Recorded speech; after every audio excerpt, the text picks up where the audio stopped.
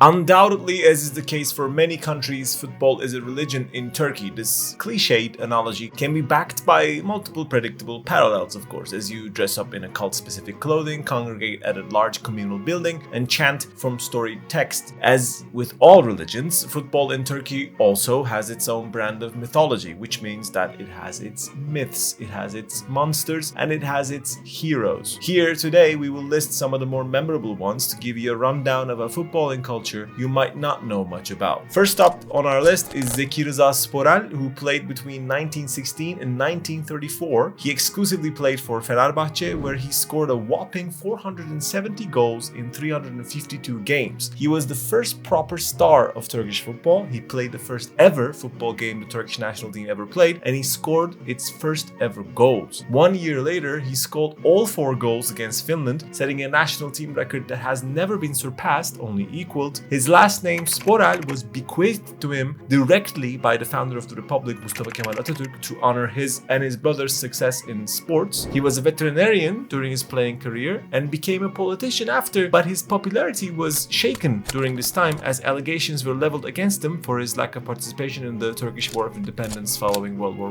I. An investigation followed, which resulted in his expulsion from parliament in 1946. This did not deter him from politics, however, as he successfully ran again in both 1950 and 1954, also becoming the president of his beloved club in 1955. Zeki Rıza Sporel's nickname was Üstad, meaning master. Another Fenerbahçe legend we should mention is of course Lefter Küçükandonyadis. Playing professional football between 1941 and 1968, he had stints in Fiorentina, Nice and the Greek side AEK, but he's best remembered for his 300 games in a Fener jersey. Ethnically Greek, born and raised in Büyükada, the largest of Prince Islands, he served in the Turkish army, represented Turkey in the 48 Summer Olympics and the 54 FIFA World Cup. He was an island man through and through, refusing to leave his ancestral home even through many personal and political turmoil. He's much beloved by Fener fans still, evidenced by the statue of him in Yoğurtçu Parkı overlooking the Fenerbahçe Stadium. Lefter's nickname was Ordinarius, meaning professor of professors. In these years, Turkish football, much like the Turkish Republic, was trying to find its footing, so in those years, every win on and off the pitch felt crucial for the nation's confidence. That's why when in 1951 Turkey went to Berlin and beat future world champions West Germany 2-1, the game and those who played in it became legends. Specifically the goalkeeper Turgay Şeren, a one-club man who spent his entire 20-year career in Galatasaray, was nicknamed Berlin Pantheri, the Panther of Berlin, for his saves in that game. Şeren was a legendary goalkeeper all around who still holds the record as the player with most appearances for Galatasaray and the most appearances in the Intercontinental Derby. And as he was protecting the goal, he knew that Galatasaray would score because he had a teammate in Metin Oktay that kept everything in the attack under control. Metin Oktay played between 1954 and 1969 for İzmirspor, Palermo, and of course Galatasaray. He scored 174 goals in 164 games in his first 6 years of the club, becoming so famous that a movie was made about him while he was still playing, with him as the lead, as if he was a rock star. His most famous goal is undoubtedly the one he scored in 1959 against rivals Fenerbahçe, where his shot tore open the net. For legendary antics like this, fans nicknamed him Taçsız Kral, or the uncrowned king. Let's go through another contemporary of Turgay Şeren and Metin Oktay. Playing between 1955 and 1970, Can Bartu was an athlete like nothing the world's ever seen. In Turkey, he only played for Fenerbahçe, but he's also remembered for his successful playing career in Italy, spending 6 seasons in Serie A, playing for Fiorentina, Venezia and Lazio. Bartu reached the 1962 Cup Winners' Cup final with Fiorentina, becoming the first Turk to ever play a European Cup final, but the most astonishing thing about him was that he was also a basketball player. Not when he was young or anything, but he was a basketball player when he was a professional football player, meaning up until 1957 he played both football and basketball for Fenerbahçe, and he was good enough to be selected for the national teams in both. He remains the only person to be capped for both the Turkish national football team and the Turkish national basketball team, and the day of March 24th, 1957, when he scored a goal against Beşiktaş in the morning and then dropped 32 points on Galatasaray in the evening, remains the stuff of legends. Can Bartu was nicknamed Signor, obviously for his time in Italy. Bartu is not the only footballer that was successful outside of football though. Let's take another legend, Fethi Heper. Playing between 1965 and 1974, Fethi Heper spent his entire career in Eskişehirspor and its predecessor Eskişehir Gençlik. He actually played in the first official game of Eskişehirspor and scored the team's first ever goal. He was famous for his ball control and his goal scoring abilities, topping the goal scorer chart twice, and he won the Turkish Cup with his team in 1971. But he also had a fantastic academic career. He graduated from the top high school in Eskişehir. He went on to have an exchange year to the US with a full AFS scholarship, and then finished his undergraduate degree in 1967 while he was still playing. He then got a graduate degree and a doctorate after his playing days, becoming a doctor of finance 4 years after he retired, and then he became an actual professor again in a university in the city of Eskişehir for years. Now, the main stadium of Eskişehir and his team Eskişehirspor is named after him, and everybody remembers the footballer turned professor nicknamed Çengel or Hook for his ability to control airborne balls with his chest. Let's shake things up a little bit though and talk about somebody who was a bit of a troublemaker. Metin Kurt, who played for Altay, PTT, Kayserispor, and of course Galatasaray between 1966 and 1977, was a leftist left winger. He was famous for his play style close to the sideline, and when asked why, he said it was because that was where he could be closest to the people. He founded the Revolutionary Sports Workers Union while still playing for Galatasaray and successfully organized the first ever athlete strike in Turkish history when he led high-ranking players on the team to not show up to training in protest of the club tracking back on the promised 10,000 lira bonus for reaching the 1976 Turkish Cup final. Kurt later ran for membership of parliament under the Turkish Communist Party as well, and his nickname was Çizgi Line. The period in which Metin Kurt plied his trade was, of course, a bit of a mad one in Turkey, with political violence rising and the threat of a military takeover looming on the horizon. It's appropriate then the next person on our list is nicknamed Deli Bahtiyar or Bahtiyar the Mad, playing for Bayburtspor, Eskişehirspor, Bursaspor, Denizlispor and Fenerbahçe between 1971 and 1989. Bahtiyar Yorulmaz was a force of nature on the field. He regularly fought with people on the pitch, whether they were on his team or not, that did not really matter. It is said that he once punched someone so hard that their teeth fell out, and Bahtiyar felt the appropriate thing to do afterwards was to pay for his dental treatment. He was also known for getting a red card every other game and cupping his private parts when the opposition fans jeered at him. If Bahtiyar reflected the insanity of this time period in Turkey, then Rıdvan Dilmen reflected the wasted potential. Playing between 1977 and 1994, Rıdvan Dilmen was most known for his stint in Fenerbahçe, which he also had the chance to manage later. He was very famous for his ability to come to a sudden halt after running at full speed, which may or may not have contributed to his lifetime of injuries. He was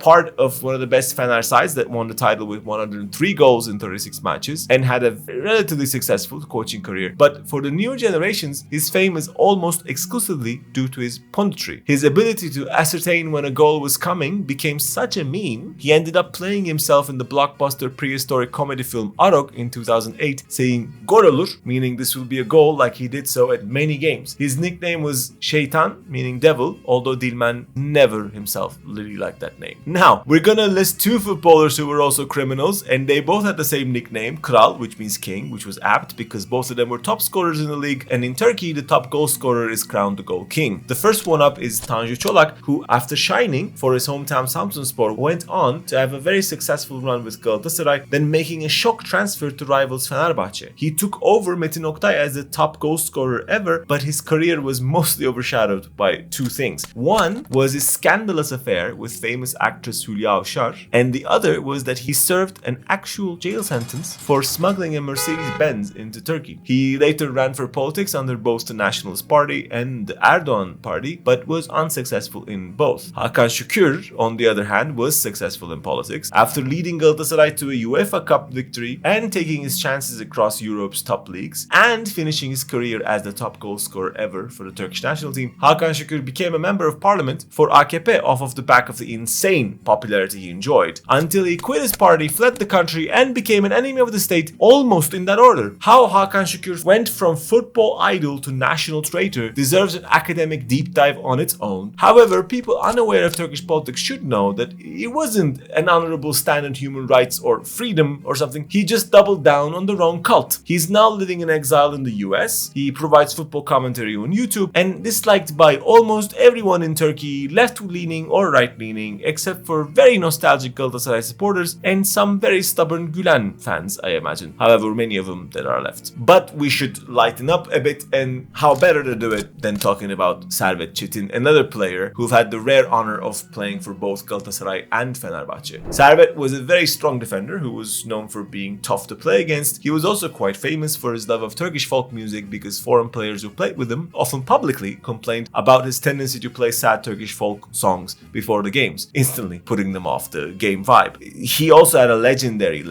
nickname, apt for his rugged looks, which was Ayıboğan, meaning bear choker. Really. Which means the next footballer on our list should not really get in a room with Servet because his nickname was Ayı or bear, although it should be noted that Servet and this player played together plenty of times. This is of course Volkan Demirel, the goalkeeper for Fenerbahçe and the Turkish national team. He was a physically imposing keeper that was never shy of winding opposition fans up, which is how he got his slightly insulting nickname. Some of his antics include stopping the ball with his butt in a derby game, chasing down the Brazilian player Lincoln halfway around the stadium, and his fight with Sabri Sarıoğlu, which resulted in the iconic photo of Sabri holding Volkan like a feral cat. Public opinion of him these days is wildly different, though, as he won the hearts of the nation in his post-playing career with his words and deeds during his time as the coach of an earthquake-ravaged Hatay. A similar turnaround has happened or is about to happen with Arda Turan, with a career that spanned incredible stints at Galatasaray, Atletico Madrid, and one of the best Barcelonas in history. He was and perhaps still is the highest achieving Turkish footballer, but his career will always be a bit of a what if because of his very public meltdown leading up to and following Euro 2016. During this time period, Arda beat up a journalist, retired from the national team declaring that he didn't regret his actions and felt as light as a feather, then ended up firing a gun in a hospital during an altercation with a Turkish pop star. In Arda's defense, he didn't mean to shoot the gun at anyone in particular and he only hit a printer after bringing the gun for the pop star to shoot him because Arda had mistakenly hit on the pop star's wife and was feeling sad or something. Arda later expressed genuine remorse for these set of events and his statements during these set of events, and he's now coaching the legendary Ukrainian side Shakhtar Donetsk. Arda's nickname was Koca Kafa, meaning big head, but this nickname was only ever affectionately used when he was young. Okay, we saved the best for last. Meet Sait Altınordu. Playing between 1929 and 1956, Altınordu only ever played for the team Altınordu, wearing the jersey 847 times, becoming the one club man with the most appearances. He was a defender, but was also occasionally deployed as a forward, even becoming a top goal scorer with 13 goals in 1937. He represented Turkey in the 1936 Summer Olympics, remaining the only Altınordu player to be called up to the national team until 2016 when Çağlar Söyüncü received his first cap. Now, Sait Altınordu never had a nickname that stuck, but he does deserve a special mention here. Turkish surname law came into effect in 1934, which means that Sait Altınordu played many years of professional football with no last name. Eventually, when it was time for him to choose a surname, he had become so synonymous with his club, he took on the club's name as his own name. Today, the city in which Altınordu Spor Kulübü is based, Izmir, honors him with a statue right down the city center. And the club that gave him his name is now famous for its academy and its rule of only ever fielding Turkish players. Because at the end of the day, these are the things that define Turkish football: passion, loyalty, pride, and good intentions. Most of the time, things go wrong and plans go awry, but that makes the stories all the more delicious and the football all the more religious. See you next time.